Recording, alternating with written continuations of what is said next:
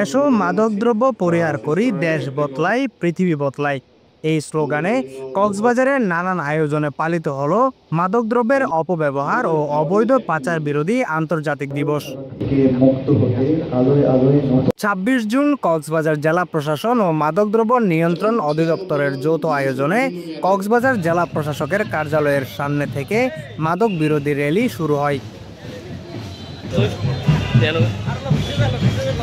পরে পাবলিক লাইব্রেরির শহীদ সুভাষ হলে অনুষ্ঠিত আলোচনা সভা ও পুরস্কার বিতরণ অনুষ্ঠানে সভাপতিত্ব করেন জেলা প্রশাসক মোহাম্মদ সালাউদ্দিন।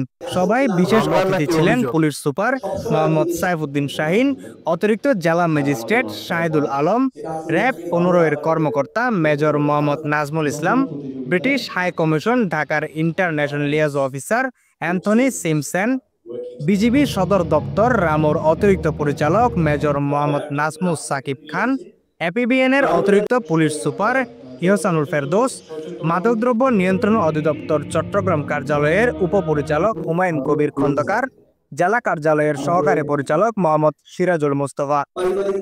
সভা শেষে দিবসটি উপলক্ষে আলোচনা ও চিত্রাঙ্কন প্রতিযোগিতার বিজয়ীদের শিক্ষার্থীদের মাঝে পুরস্কার বিতরণ করা হয়। News desk, CCN.